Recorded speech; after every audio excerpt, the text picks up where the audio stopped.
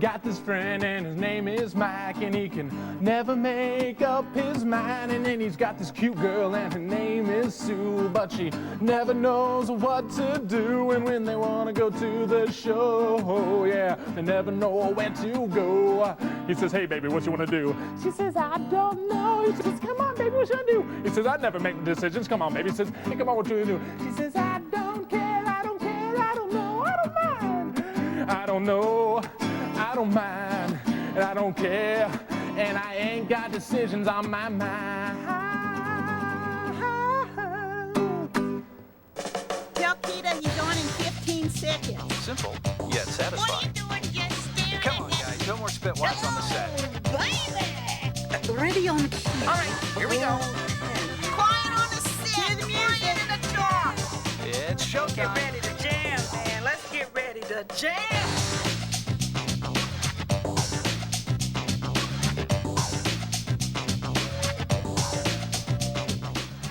What's happening, people, and welcome to The Jam.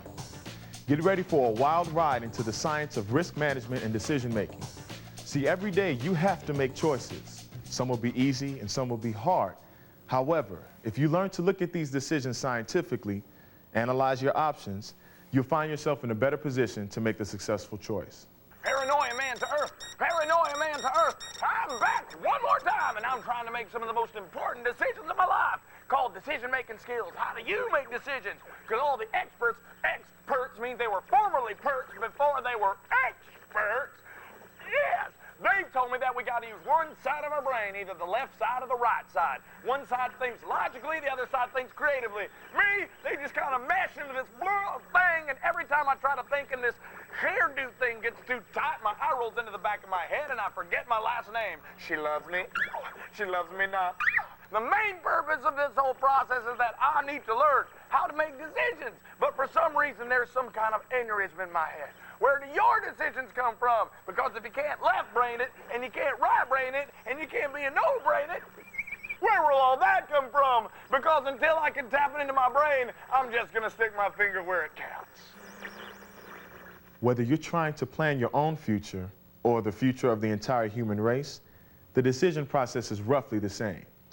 Looking at the decision with the scientific eye will help you to make the best choice. Get ready. What's the real problem? Try writing it down in 1 or 2 sentences. If you can't, you haven't thought it through. Nice one. What are the possible outcomes? Do your research. Talk to others who've had similar experiences. Are you willing to take the risk? Come up with as many outcomes as you can. What is the result of each solution you've come up with? Think and write it down. We all have that little voice inside that tells us if what we want to do is right or wrong. You have to be able to live with any decision you make. Make the decision, stand by it, and believe you've made the right choice. See what happens. If your decision doesn't work, change it if you can. Otherwise, learn from your mistakes. Don't beat yourself up over it. You made the best choice you could. Grow from the experience. Is my double latte here yet? When it comes to risk and making quick decisions, there's nothing better than drag racing. It's not just who crosses the finish line first. You have to analyze weather factors, car speed, and track conditions. Then decide how fast your car can go. The risks include your personal safety and damage to your car. What is it like to be a girl that drag races? It's pretty fun. Do the boys make fun of you? No, not at all. They don't mind racing against you? Does it make them mad when you beat them? Yeah. Yeah. Well, just competing with people from all around the country is fun. For instance, we're from the East Coast. I met a lot of friends from California this weekend. That's pretty fun. Are you safe in the car? Do you feel safe, or do you get scared that you're going to get hurt? I feel it's pretty safe because we have to wear our own stuff like the big guys wear. Well, of course, we have seat belts, and then we wear a protective helmet, fire jacket, gloves, arm restraints to keep your hands from coming out of the car, and a neck brace to keep your head from flopping all around. How do you decide what your dial-in is going to be? It depends. You have 3 time trials. Time trial is to give you practice with the car, and you see what you've run there, and you try to go around what you've ran. But if you go faster than your dial-in, then you break out and you lose. It's never really a sure guess, but you try to figure it out by putting your other runs together and just Picking a good guess. We have a humidity and temperature gauge and altitude tester. We write down what it is each time trial, then we match up the weather now to the time trial. What makes the car go faster? What makes it go slower as far as the weather? Lower humidity and lower altitude. More air is fast for better horsepower. How about racing? How do you get a good light? I usually watch the third bulb, and as soon as that's coming on, I hit the gas and I go. Well, I used to count the lights, 1, 2, 3. But now I just watch the last show light and cut the other lights out. You go before the third yellow comes on and go red light. Have you ever done that? Yeah, I've done that. Have you? Often. A lot. Yeah. Do you watch the other driver when you're racing? Well, if he's a faster car, I just have to look around to see if I can see him creeping up on me or not. Is that hard to decide? Yeah, it's hard to decide, but you gotta make that decision. Do you have a lot of time? Do you have like an hour to think about it and decide what you're gonna do? Actually, you have under a second to decide. So that's what it's like to go down the track at 80 miles an hour at Indianapolis.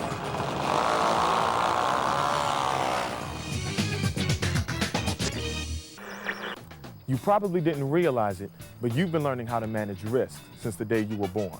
Don't you ever, ever, ever talk to strangers. Remember to look both ways before crossing the street, boy. Don't you put that in your mouth, boy, you might swallow it. And the one I used to get all the time. Keita, that dog is gonna bite you if you keep trying to put that dress on him. Well, I've learned my lesson, and hopefully you will too. Risk management is how we try to protect ourselves. Yes, it covers physical harm, but it's also about the decisions we make in our own lives and the risks we're willing to take. Later. And now, great moments and bad judgment. Oh, well, hi-de-ho there, friends. Just tickling the old 88 here, and I don't mean my grandmother. Just thinking about some of the greatest blunders of all time. Here's one of my favorites. High school junior Jarvis Fechner had a little bit of a slight burning sensation in that special area where the sun don't shine. So he went to his family medicine cabinet to try and find a soothing balm. Fortunately, he found something that seemed to cool the area. Unfortunately, it was his grandmother's denture adhesive. He'll be cheek to cheek for the next few moments. Okay, it's time for the real stuff. Every day, you're hit with hundreds of conflicting messages. Bye, it's him, it's now, it's radical, dude. Voices of authority telling you the right way. When you cook with this, it's a big fat deal. All trying to steer your thinking in a certain direction. You can't live without it. Somebody want to mop that up? Live the good life. Do you blindly follow these voices? Or do you weigh the facts, check the risks, and make your own decision? We all make lots of decisions. Some affect only us, others might affect the planet. Do you get up at your regular time for school, or do you sleep in and risk being late? Do you go cliff diving in Mexico, or do you jump out of that plane?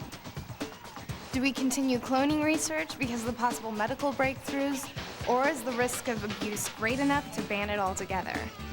And when you really think about it, how many versions of you do you want walking around anyway? The fact is, every action we take in life involves making decisions and analyzing the risks involved. It's not always easy, but it's our choices that can make a big difference. Hello? I know what you did last week. What? I know where you like to surf. Excuse me, who is this? I don't even own a board. Surfing the web, you dits. You read Keen Teen online and love the Backwards Boys. You even spend 3 hours a day in their chat room. Who is this? How do you know that? Cool your jets. Your little online journeys are just a roadmap to follow. Why would anyone care what sites I access? All those surveys, all those memberships, all those CDs you've been buying online. What's with that? Most of those sites have sold your profile to anyone who wants it. Yeah, right. That's right. Surfing through sites, giving any information they ask you for, and questioning nothing. Once you find something that you want, it's fill out the order form. And that's exactly how they want it. As if you're saying I'm not safe, and that's not true. I only give out little information about myself. Nothing big. Nobody gets hurt, right? Girl, don't you have a warning light in that head somewhere? It may be a small amount of information, but it's all they need. This is the information age. Wrong again, phone freak. The only reason why they wanted my name, number, and address was so that they could send me my free backwards boys tattoo. And you still haven't told me who you are. Haven't you figured it out yet? What do you mean?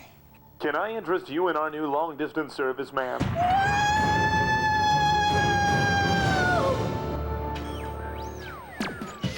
Welcome to the age of the cyber marketer. You are being categorized, itemized, and demographically organized so that businesses can sell you their goods and services. And the information you give out shows what you like and what you buy. Mostly, stuff like this is used for market research, like figuring out the next fashion craze. It's a beautiful thing. But there is a potential risk with all that information lurking out there. It's called identity theft. That's when someone gains access to your credit card numbers, checking account, driver's license. They become you and start stealing your money. You might not have all those things yet, but your parents sure do. And it's probably on your computer. So be wise. Before you fill out any online forms, make sure you check the site's policy on selling your profile. Never give out important numbers unless the form is secure and encrypted. And never give out your address or other information in a chat room. Enough said. The information on the web is truly worldwide. It's immense. But does that mean that it's all going to be high quality? Does it stand to reason that it's going to be high quality information? No, it doesn't. Anyone can publish anything on the net, so be careful. Garbage in, garbage out. Now, that's an old phrase. It goes way back to the 70s when they had mainframe computers, but it's really true. If garbage is pumped into it, what you're going to do when you get your research back is get a bunch of garbage you've got to wade through. There are web pages out there that haven't been updated in years. So you've got to stop and look. What was the date of the web page? When was it last updated? Is there a copyright on the page somewhere? The World Wide Web is the world's soapbox, and anybody can get on it. Who wrote the site? What is their perspective? What's their background? What are they trying to get across here? When you're finished reading the page, does it seem like they tried to convince you of some type of an idea? Do they give you a list of sources they used? This is a traditional way, one of the major ways you check print material. The only control you really have is your own street smarts. Basically, it's got to be a web smart. When you're street smart, you're aware of your surroundings, you're keeping an eye out for danger. The same thing goes with the internet. You simply can't turn your brain off when you get onto the web and assume that anything you see on that screen is accurate. A virus is a computer code inside a program or a file. Some are harmless. They might put up a funny message on a certain date. Others can be a bit more destructive. The virus called Melissa tied up networks and choked computers by sending out infected emails. Melissa's spread as people opened attached files that contained the virus. But you can fight back. Run virus protection software on your computer and keep it updated. Never open an email from someone you don't know or download an attachment you weren't expecting. It's risk management, and sometimes it just takes a little common sense. Facts are the best weapons against uncontrolled hysteria. And it's for these compelling reasons, Senator, that I feel it is of the utmost urgency that we proceed ASAP with Project Rock Zapper. So let me get this straight, General. You want to spend $850 million to build some laser thing that is going to disintegrate meteors before they actually reach the Earth? Well, now, no. Yes, okay, yes, that is exactly what I'm asking. Because you believe that the threat that Earth is actually going to be hit is imminent. Now, Senator, I don't have to tell you, you watch the movies. You know all it takes is one big sweeping tidal wave and it's goodbye, San Diego. Hello, wet San Diego. Yeah, right, General. Can you get NASA? What? Now, Senator, I don't think you are sensing the urgency of this situation. There are big old pieces of rocks out there and they're just whizzing. That's what they're doing, they're whizzing. They are just whizzing by and they are trying to find themselves without any rhyme or reason. The whizzing technically doesn't rhyme with anything but whizzing. They are trying to find themselves a big old planet that they can just, swoosh, and just smack it and spank it. That's what they want. I don't know. I just think we're spending an awful lot of money. Well, you know, we've also got one of them big lip super rock groups that's gonna record a, popular song. The kids will really love it. Like, and I don't want to miss my tang. You know what I'm saying? Excuse me, Senator, if I may. Yes, McGuire. So, General, you're actually saying that one of these meteors is going to hit the Earth and that it's necessary for us to build one of these laser thingies? Miss, I unabashedly stand by my proposal, Agent Sir. Well, General, if I might point out some scientific probabilities that the actual chance of it hitting the Earth is 1 in 10 to the 6th power. And actually, no human in the past 1,000 years has been hit or even killed by a meteor. Okay, wait. No human in the last 1,000 years. Well, excuse me, panel, for thinking that is just a little bit naive of you to think. I know it's not something you want to talk about, but deep down in those places that we don't want to touch, we don't want to talk about, like in that little area of your navel where you stick your finger digging for lint and you go, you know what I'm talking about? General, please. Go ahead. You just go ahead and you let downtown Detroit get destroyed by the what? Oh, downtown Detroit. And the monkeys come and they put the Statue of Liberty and it's destroyed and there's people, soylent greedy people.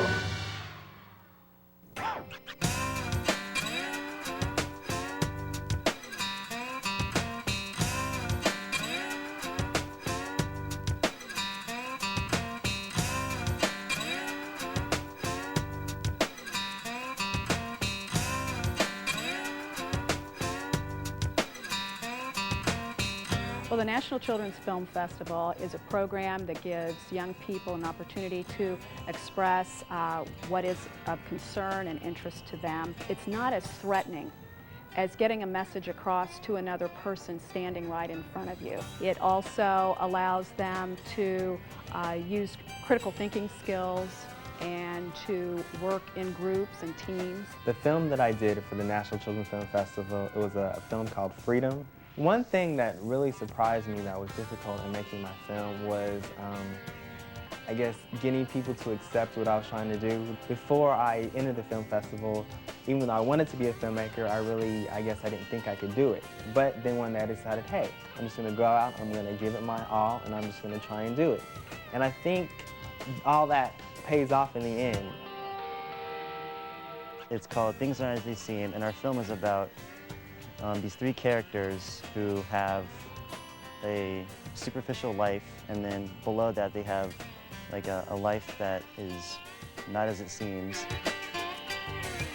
I used to be a really indecisive person. I wasn't able to make a clear decision, but now with this I've been able to get more on top of it. You have to be very, very meticulous, I think, to be a filmmaker. You have to weigh all the pros and cons. You have to look at everything.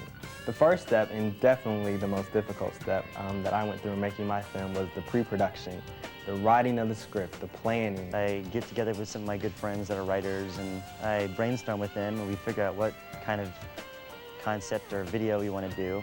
We write it, and we come up with a full script, and then revise it, and then prepare to shoot, and then revise it again. We have to determine whether we can realistically pull those off in time, or if we can actually do it so they look good. I think that they are taking a big risk because they are out there and they're talking, I think, about their feelings and emotions. It's a life-changing experience. Take a risk and to do whatever your heart desires. It's just great and fun to come out here and shoot a movie, to have like a common goal for everybody. Let's review this whole decision process thing. What's the decision? Think it through and write it down.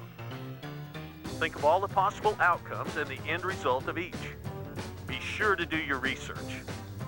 Okay, it's time to make the decision. See what happens. If it's not working out, fix it if you can. Otherwise, learn from your mistakes. So get out there and think smart. Here's the big picture. There are a million ways to make decisions. You can look at a situation this way, or this way, or this way, or this way, or that way, or this way, or even this way, or this way. But things often have a better way of turning out when you look at them logically. Weigh your risks and benefits, and quickly calculate which outweighs which. All I'm saying is, look long and hard before you leap. Yeah! Good morning, sports fans. Move over, Jeff Gordon. Slide aside, Tiger Woods. Get out of here, Dominique Mochaluco, or all you little gymnast babes of the age of 13. There's a new king and queen of sports right here. It's time for me to do the most extreme of all extreme events, and I'm talking about rocket-powered paracycling. Yeah! That's right. Me and my faithful engineer friend Bucky, don't ask how he got his name, it stems back to third-grade insults as a child. We have manufactured this cycle to be fully accomplished with a 3,600 horsepower multi-stage C4 engine that will launch me from 0 to 80 miles per hour in just between 2 and 3 seconds. Oh, my word! How can this be accomplished? Why would I do what others have considered foolhardy? Who are those 2 Cuban refugees living in my apartment? I do not know. But I do know this. I have weighed the options. I have considered every arrangement. And all I know is when I do this, chicks won't be able to keep their hands off of me. You know there's a lot of trees before you hit the end of the cliff. Oh, yeah, little thing. Don't you know that this is an accomplishment that any of us can do at any given time at all? I've got 1 bike, 2 wheels, we've got the trajectory in 1 area, and you can quote me, we'll be heading off into perfect nirvana. It even smells like Teen Spirit. Sir Isaac Newton's third law of motion. Every action has an equal or opposite reaction. Isn't that amazing, children? In other words, not even an airbag is going to help him if he hits those trees. All right, Bucky, throw the switch. You know, I like you, but you're pretty stupid. Ha-ha! Let's kick this mother out. Say, oh, for the love of Pete! Mommy, mommy, mommy, mommy, mommy, mommy, mommy, mommy, mommy, mommy, mommy, mommy, mommy, mommy, mommy.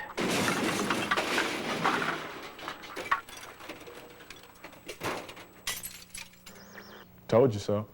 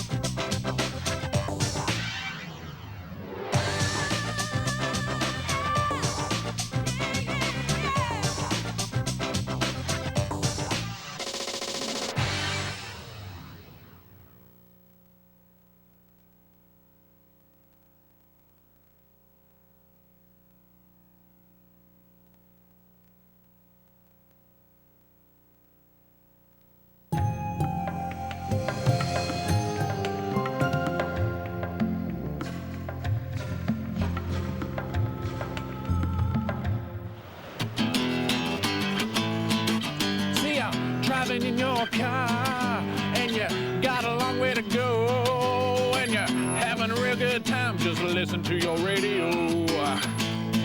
But then your car starts to slow down, and you've barely made it out of town, and then you look at the gas gauge and say, oh gee, cause the thing is stuck on E. That's when you come see me, I'll pump your gas for free. You'll be my #1 fan, cause I'm the gas man. Yes, I'm the gas man.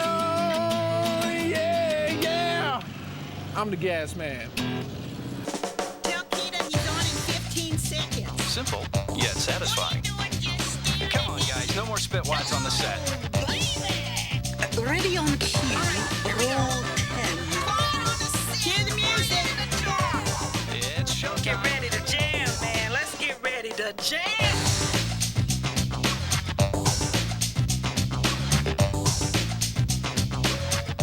Once again, y'all, welcome to Head Jam. Today we're going to take a close-up look at energy and petroleum. Did you know that petroleum is our biggest source of energy? That's right, 65% of the energy we use comes from oil and natural gas. Oil alone accounts for 95% of the energy that we use for transportation.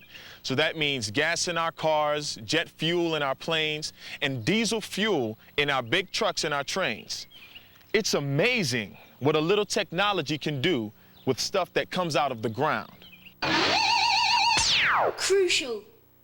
All right, I always thought petroleum and oil were basically the same thing. And that's true, but that's only half the story. When petroleum is a solid, it's known as asphalt. When it's a semi-solid, it's known as tar. Now, I'm not talking about the stuff that you see on the roads or even what they use to cover up roofs. This is what it's called when it happens naturally. When petroleum is a dark, sticky liquid, it's known as crude oil. Now, when that liquid is clear and flammable, it's known as condensate. And then there's natural gas, which can be found with oil or on its own. All of these forms of petroleum are natural resources found on and below the Earth's surface. It takes many scientists and engineers to find petroleum from all over the world and turn it into energy and products that we can use. Oh, yes, he's Larry, the omnipotent head in a jar. Ba-da-da. Hello again, you kerogenic and planktonic oozing molecules. It is me, Larry, the omnipotent head in a jar, back to infuse those tiny gray matter cells of your being with some vital information on today's topic, which is hello, petroleum, Latin for rock oil, and used exclusively this tour by Ricky Martin. Petroleum has existed throughout the centuries. Those wacky, crazy, flesh-eating Babylonians used asphalt to pave roads and seal boats, though exactly whose fault it was is not for certain. Tar was used by Egyptians in the preparation of their mummies and their mummies-in-law, as well as to keep some hair pieces in place. The oil was also originally used as a medicine. It has been said that it made a very effective laxative. Not that I would know. I have no body. In ancient times, oil was known as bitumen, which is what mothers-in-law were known like in popular times. But no one knew where it came from. As usual, that hole-in-the-wall philosopher Aristotle, who thought he knew everything just because he's embedded in the history books, but no, he gets all his wisdom from his fellow friends sitting on the shelf next to the books that he never creases open. I tell you, everything around us is made up of earth, air, fire, and water. These elements are combined with warm and dry or cold and wet exhalations from the earth to form what we feel and see.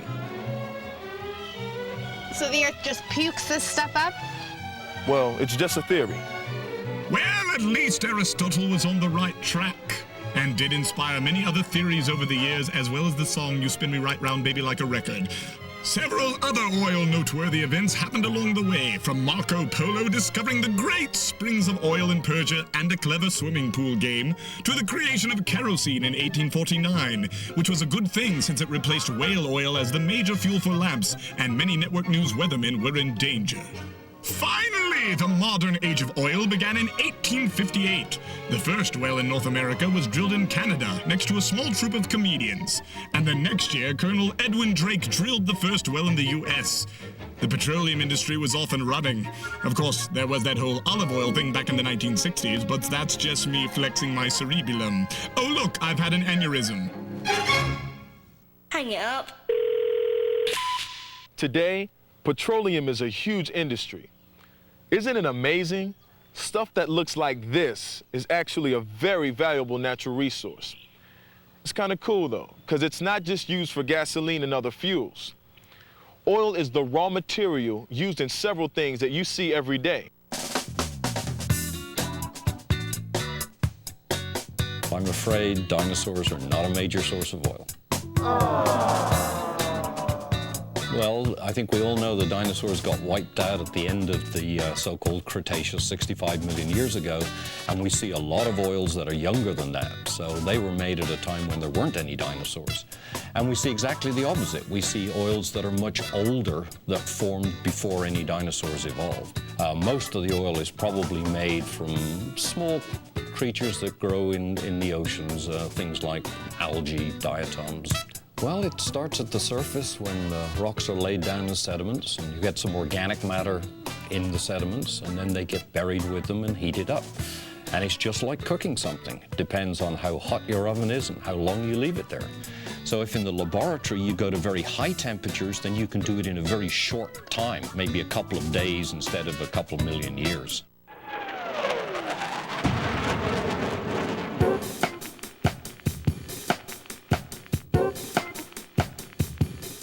We know that petroleum is formed deep within the Earth's crust as organic-rich rocks, such as this one here, are heated, at which time they begin to generate and expel both oil and natural gas. We can mimic this process in a shorter time in the laboratory by simply taking small amounts of this material, loading it into a test tube, and then heat it with a Bunsen burner at temperatures in excess of 1,000 degrees Fahrenheit. We can see now a slight amount of fogging and gas being formed. This is also some vapor oil forming, and soon it will be condensing on the outside of the test tube. And while that oil is forming, we can even light that natural gas. And we have our natural gas actually burning while we're generating oil. The biggest problem we have in making oil in the laboratory is the problem of cost. It costs a lot of money to generate this kind of oil in high-pressure reactors. We have to take into account the amount of energy we input and how much energy we can obtain from that oil. What's happening is we've found all the easy oil. So now we're having to find oil that is in more expensive areas. And the question is going to be, you know, how much can we afford to pay for it, because it's just going to get more and more expensive as we move into deep waters offshore, much deeper in the subsurface. And we're being able to find oil in more difficult environments because of the improved technology.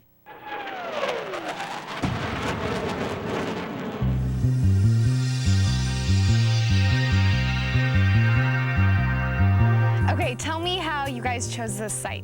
Okay, we have many different ways to choose a site. We will shoot seismic and interpret the seismic data, and we may have somebody else that's drilled another well, and we'll look at their results of their well. Once that is done, we will take a structure map and figure out how deep we have to drill. It could be anywhere between 8,000 and 10,000 feet, and we'll find the location. So once we get all that approved and the landowner allows us to stake the well, and we get a permit to drill, we'll go ahead and build a location, bring in all of our equipment, drill the well. Once we get the well drilled, we'll have other equipment that we run in the hole that determines whether or not we have oil, gas, or water in the well. How do you know if you're going to get natural gas or if you're going to get oil? We will take the cuttings that come up to the surface and they evaluate them under a microscope. And they can tell us what they see in these rocks. What happens if it's not good? Well, that's what we call a dry hole. We'll drill the well, and if there's not enough hydrocarbons to pay for our investment, we will go ahead and plug it and try to restore the location to its original site. You have to be able to produce enough to pay for all your investment. And not only just the cost to initially drill and complete the well, but after that you have to operate the well. We're in the R.P. Thomas number 2 location, and this is called drill pipe. And drill pipe is just screwed together as we drill down the well. You'll notice as we're drilling, once they make a connection, they'll take one of these drill pipes and screw it into the one that just went into the hole. What does horizontal drilling mean? Okay, horizontal just means just what it says. You eventually get parallel, flat. We start with drilling a straight well, then we start building an angle and eventually get up to 90 degrees, and then we drill at that same 90-degree point. What that allows you to do is to be able to reach more formations out of one well bore. The well that you're looking at over there is actually pulling up natural gas way over there. It's used a lot offshore because of the cost to set a platform in water. As you go with deeper water, the cost to install a platform increases. So what you want to do is be able to reach more formations from just one site. Remember natural gas? It's closely connected with crude oil, because usually when you find one, you find the other. Sometimes, even with all the new exploration technology, the engineers don't even know which one they're going to find. Many times, it's the pressure of natural gas that helps force crude oil to the surface. Natural gas is important because it's clean burning and there's plenty of it. Different mixtures of natural gas are used for everything, from making electricity to powering factories to heating our homes and even cooking burgers on the grill. It already accounts for 25% of our energy, and that number will go up in the future.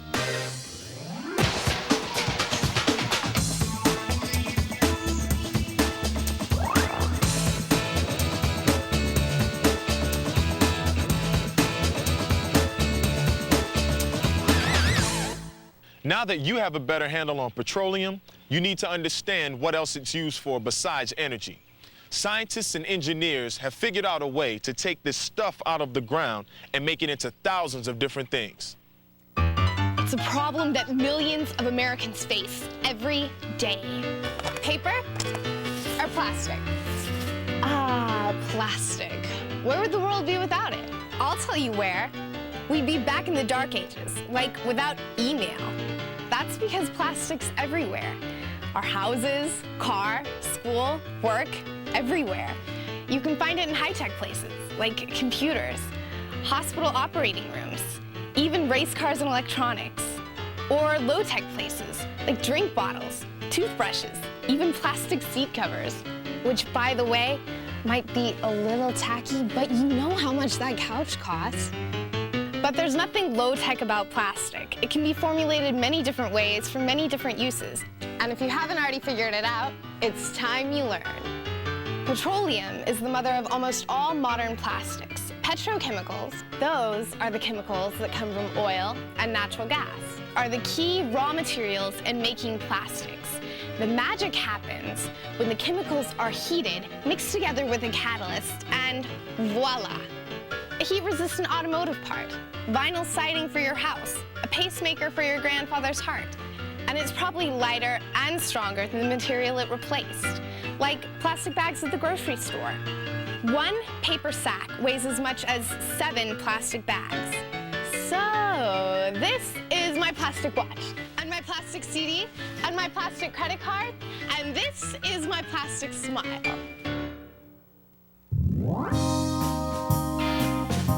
Oh, they have pineapple tidbits. Hello, welcome back. I am Dr. Anti-Gravity and here once again. And today we are looking for products which have petrochemicals. You may be saying to yourself, what has petrochemicals in it? Well, I'll tell you, lots of things. And that's things that have oils and natural gases is what they're made from. So we're here in this big grocery store because they got all the things and because they're the only place on the planet that did not stick their boot in Atoshi. Looking for the petrochemicals, and there they are. And the ibuprofen reduces fever and is made by natural oils. Who to guess? Post-it notes, they have got the petrochemicals in the sticky stuff. And that's how they make it sticky, so you can write phone number, mom called dad, stick it on dad's forehead. Dad walks up to mom, she goes, I'm supposed to call you. He says yes, he goes, it's too late. Hello, how you doing? Good morning to you. And I'm so excited. Oh, there you are. Because we got all these other things with petrochemicals, and it's not just on the plasticky on the outside. No, we got all the cool stuff like the fluoride, the toothpaste, on the mouthwash to make sure the kids are fresh. I could make a better sound if this one pinched my nostrils. And don't hate me because I have beautiful hair. Was that a good audition for the makeup thing? See, do I got the bedroom eyes? Am I looking all wonderful? Even detergents have petrochemicals. You know, some of them got a lot of them, like this old tub here in case you gotta wash your pet elephant sweater. Shampoos here, they all got a little bitty petrochemicals, and what makes them wonderful. Even here on the floor of the grocery store, we got what we call the petrochemicals in the tiles. Guess what's in the makeup that you put on your face? The rouge, the blush, the little nose pickers, you know what I'm talking about? It's petrochemicals. It's in all this stuff. Insecticides, that's right, but we kill all the buggies with. Some of them we got them kill them faster, kill them slow so you can watch them burn, and kill them with a nice minty new car scent. We got that, and then of course we got the Teflon on the pan. What do they have in common? I'll tell you, they got petrochemicals in common. That, and they both kill the bugs. This way in a way that kind of sprays up the room, and this one, and we got ourselves a little snack before the lunch meal. Oh, I'm losing control. I've lost control. I'm by the poo balls. How would we have ever gone along without the petrochemicals? I don't know. It makes me all teary-eyed, just like that Celine Dion song that they're playing up there. Those Canadians really know how to bring out the emotion. This is the future, or at least the future of energy-efficient transportation. This little baby is part gasoline, part electric. It has ultra-low emissions and one of the highest miles per gallon of any car ever made. It's called a hybrid car, and I get to take it for a little spin. Car emissions are 20 times lower today than they were in the 60s. But with 150 million cars on the road, exhaust emissions and fuel conservation are going to be big issues for a long time. If I had a car like this, I would probably drive all the time.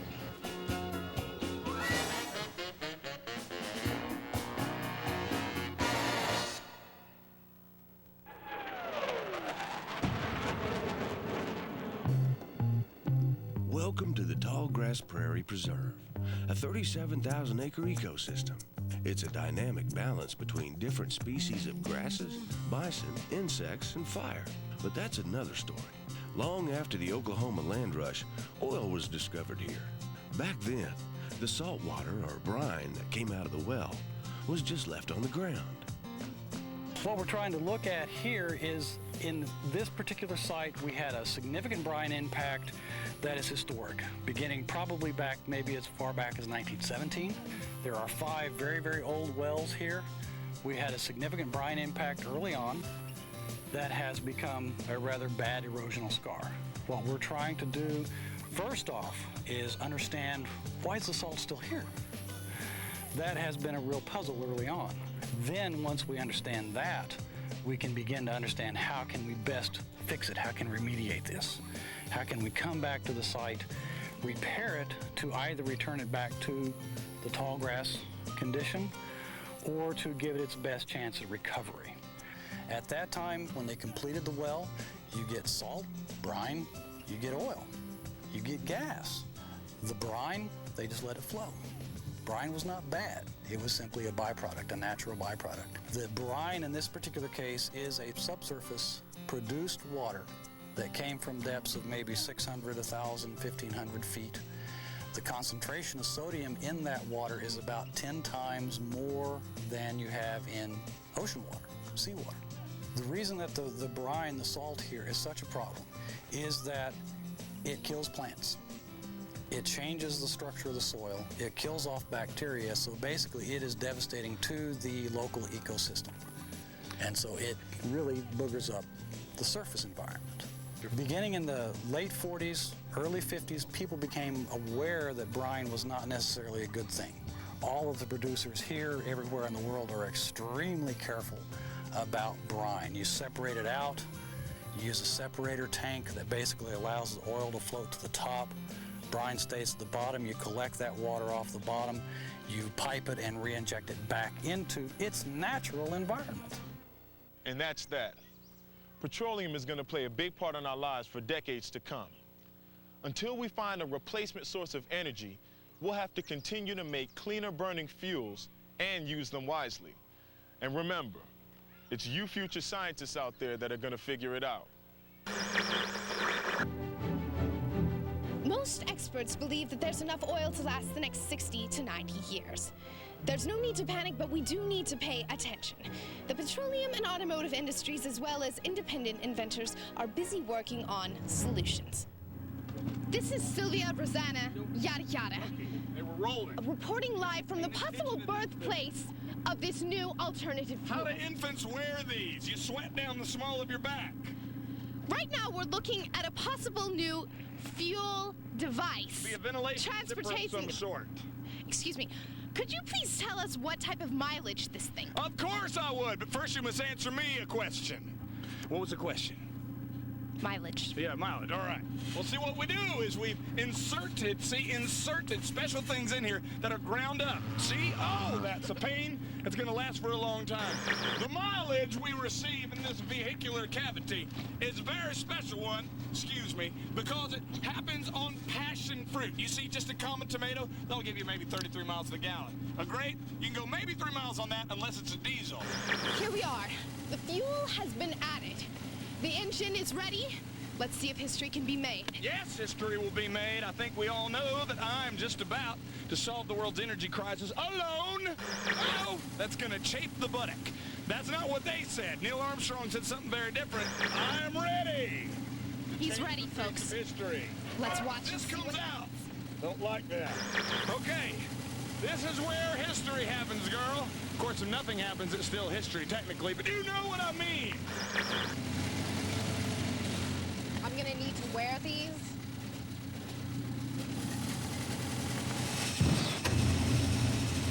Here we go. 10 o'clock, 10 o'clock, 10 o'clock, 10 o'clock.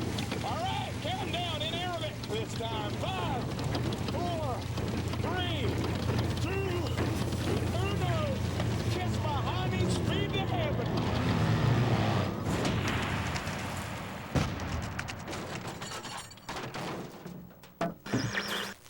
Once again, this is Sylvia Rosanna, yada yada, reporting live from what could have been a world-changing event and what turned into a catastrophe. Can I borrow a hot, moist towelette? You idiot! That's a no.